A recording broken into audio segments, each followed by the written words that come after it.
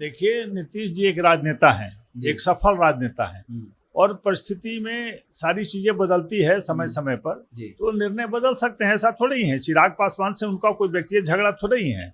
अभी भी वो भी चिराग पासवान को मानते हैं। चिराग जी ने अगर कुछ गलतियां की हैं तो निश्चित रूप से उसमें सुधार की गुंजाइश है और समय आने पर हो सकता है कि नीतीश जी और हमारे गठबंधन के साथी हों फिर चिराग जी युवा हैं, अभी उनका बहुत लंबा भविष्य है और हम लोग की सहानुभूति हमेशा रही उनके साथ। रामविलास पासवान जी आदरणीय थे भारतीय जनता पार्टी के लिए, बिहार के लिए और सभी लोग के लिए। एक अच्छे संस्कारी नेतृत्वकर्ता थे, अच्छे नेता थे। सब आज भी याद करते हैं उनको, आदर करते हैं। ऐसी बात नहीं हो सकती है।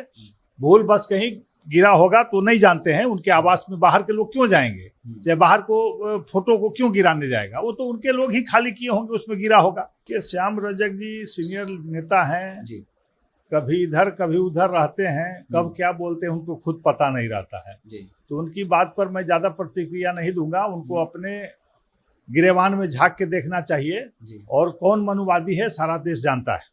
और चिराग जी भी अच्छे युवा हैं, हम लोग जानते हैं कि उनमें नेतृत्व की शक्ति है, अभी उनका भविष्य है।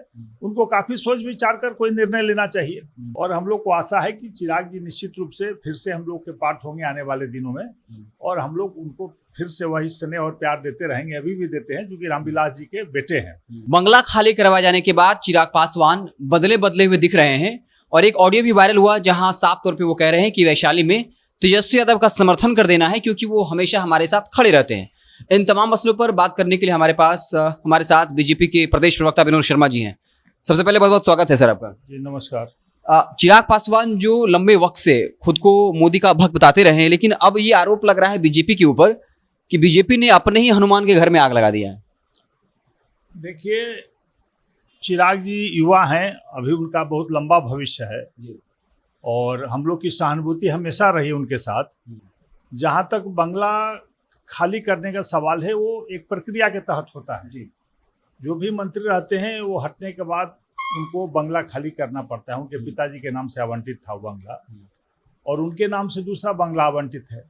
वो चाहते तो किराए पर उसको रख सकते थे, लेकिन बाजार दर पर लेना पड़ता है, वो नहीं दे रहे होंगे तो नियम संगत खाली हो गया है। वो खुद खाली करना चाहते होंगे या वो जो भी कहें। तो मुरली मनोहर जोशी जैसे वो बंगला रखे हुए, तो क्या वो भाड़ा दे रहे हैं बाजार के रेट पर? निश्चित रूप से कोई भी दिल्ली में अगर अपने कार्यकाल के बाद अगर रखता है तो उसको बाजार दर पर भाड़ा देना पड़ता है, कोई भी कितना बड़ा व्यक्ति क्यों न हो, क्योंकि उसका पहले भी कोर्ट ने उस पर अपना व्यवस्था दिया है। कोर्ट ने कहा है कि ऐसे आप नहीं रख सकते हैं, माननीय न्यायालय का वहाँ आदेश आया है और उसके बाद से अधिकांश लोगों ने बंगला खाली कर दिया है या तो बाजार दर पर उसका किराया भुगतान कर रहे हैं। एक और सवाल है, चिराग पासवान ये कह रहे हैं कि वो बंगला रखना भी नहीं चाहते थे, नियम के अनुसार छोड़ना पड़ता है, वो मंत्री नहीं है, लेकिन उन्होंने कहा कि ठीक एक दिन पहले बीजेपी कोटे से एक बड़े मंत्री हैं, उन्होंने अपने आवास पे बुलाया और ये वादा किया और कहा जाता है कि अमित शाह से बात करवाई, जैसा चर्चा चल रहा है कि आपको जो है बंगला नहीं खाली करना होगा। और फिर वो आरोप लगाते हैं कि बंगला खाली करवाया गया, रामविलास पासवान की जो फोटो है उस पर जो है जूतों और चप्पल से चला गया। तो इस तरीके का आरोप लग रहा है कि रामविलास पासवान की अंबेडकर की बेइज्जती की गई है। देखिए, मैं समझता हूं कि ये पूरी तरह से गलत है। रामविलास पासवान जी आदरणीय थे भारतीय जनता पार्टी के लिए, बिहार के लिए और सभी लोग के लिए। एक अच्छे संस्कारी नेतृत्वकर्ता थे, अच्छे नेता थे। सब आज भी याद करते हैं उनको, आदर करते हैं। ऐसी बात नहीं हो सकती है।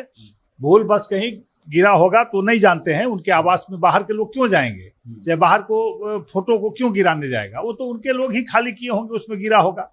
तो इस तरह का आरोप उचित नहीं है, क्योंकि रामविलास जी के प्रति सबको श्रद्धा है और भारतीय जनता पार्टी के हमारे आदरणीय प्रधानमंत्री भी उनको नमन करते हैं। उनके अति के बाद उन्होंने अलग से उन पर अति किया था।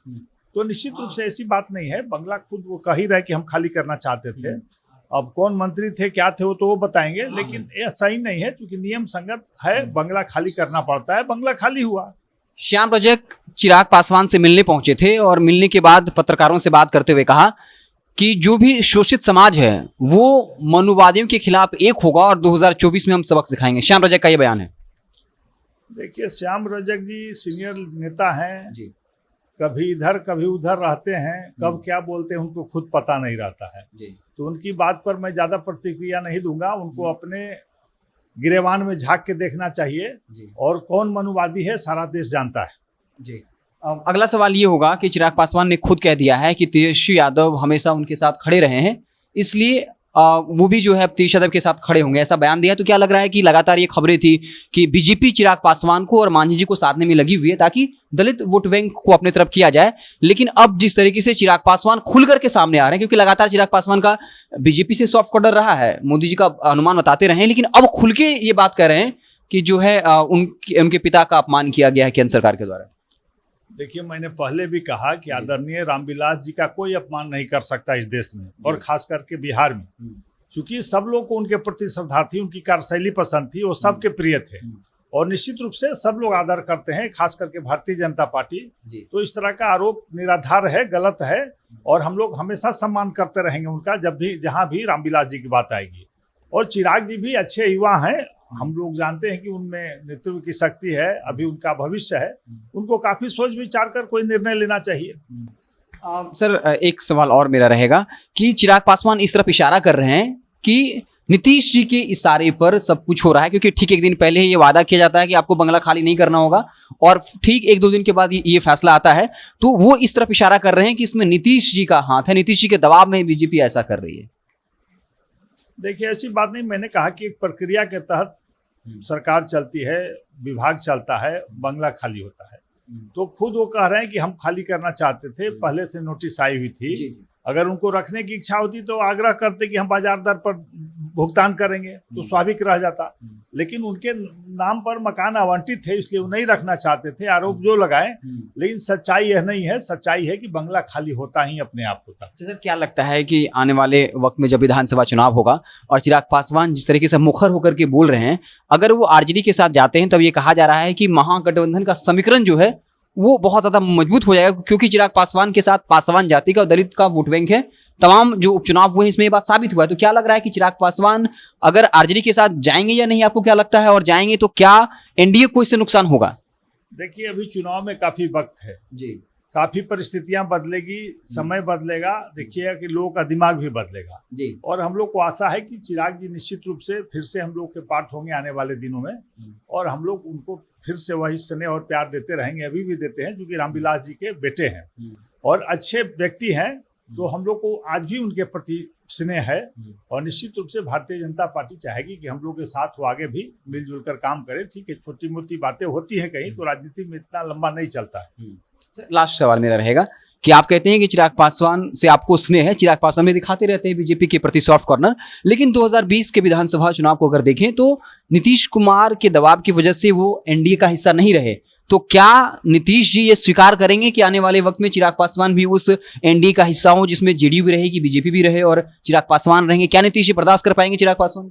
देखिए, नीतीश जी एक राजनेता हैं, एक सफल राजनेता हैं, और परिस्थिति में सारी चीजें बदलती है समय समय पर, तो निर्णय बदल सकते हैं, ऐसा थोड़ा ही है। चिराग पासवान से उनका कोई व्यक्तिगत झगड़ा थोड़ा ही है, अभी भी वो भी चिराग पासवान को मानते हैं। चिराग जी ने अगर कुछ गलतियां की हैं तो निश्चित रूप से उसमें सुधार की गुंजाइश है, और समय आने पर हो सकता है कि नीतीश जी और हमारे गठबंधन के साथी हों फिर चिराग जी।